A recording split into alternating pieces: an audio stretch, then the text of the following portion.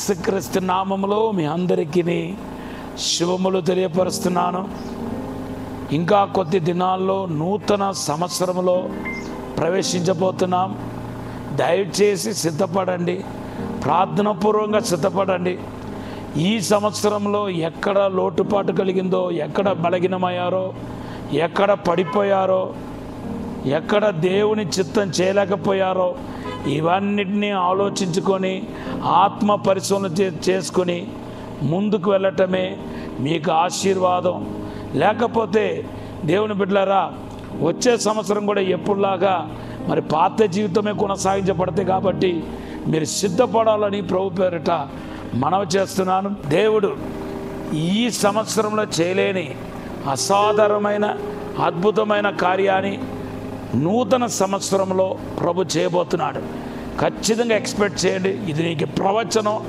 ఈ సంవత్సరంలో ఎక్స్పెక్ట్ చేయలేని కార్యాలు మిస్ అయిపోయి ఉంటే దేవుడు వచ్చే సంవత్సరంలో ప్రారంభంలోనే దేవుడు చేయబోతున్నాడు. నీ యొక్క కార్యాన్ని దేవుడు సిద్ధపరుస్తున్నాడు. ఈరోజు దేవుడు ఇచ్చిన వాగ్దానం కీర్తన 24వ వచనం. యేసుక్రీస్తు యొక్క జన్మాన్ని పురస్కరించుకొని కొన్ని అద్భుతమైన సందేశాలు రాయబడ్డాయి. లూకా సువార్త 2వ అధ్యాయం 12వ వచనంలో గొర్రెల కాపరుల గురించి మాట్లాడుతున్నప్పుడు, ఇదిగో నేను మీకు ఒక ఆనవాళ్ళు చూపిస్తున్నాను.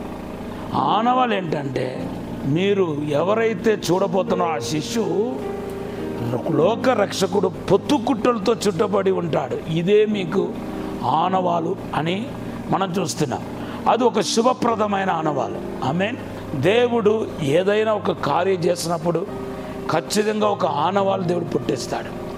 మీకు కూడా ఈ రాబోతున్న సంవత్సరంలో దేవుడు మనం ఆశీర్వదించబోతున్నాడనే దానికి ఒక ఆనవాలు దేవుడు పుట్టిస్తున్నాడు.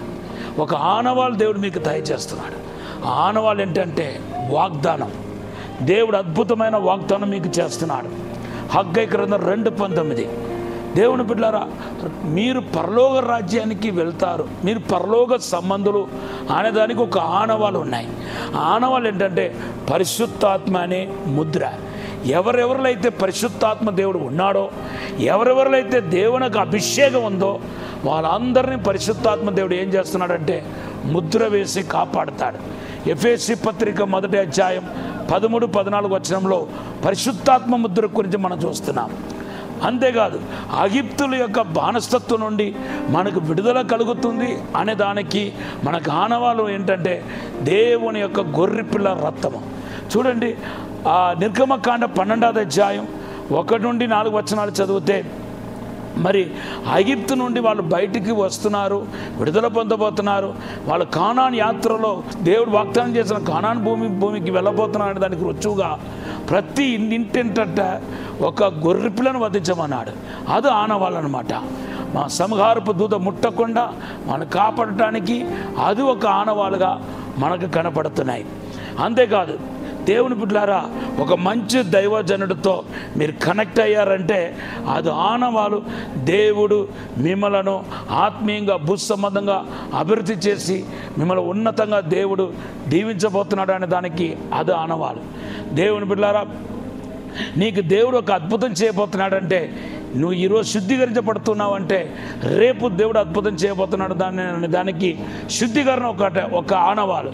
యెహోషువ గ్రంథం 3వ అధ్యాయం 5వ వచనంలో మనం చూస్తున్నాం. కాబట్టి నీకు ఒక ఆనవాలు దేవుడు కలుగజేస్తున్నాడు.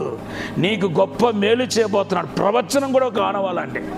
రేపు నువ్వు దీవించబడబోతున్నావు, విడుదల పొందబోతున్నావు అనే దానికి ఆనవాలు ఏంటంటే దేవుడు నీకు ప్రవచన వాక్కు ఇవ్వటం, దర్శనం ఇవ్వటం, కళలు ఇవ్వటం. నీకు పరిశుద్ధమైన పరిశుద్ధాత్మ కళలు దర్శనం కలిగితే అది ఒక ఆనవాలు.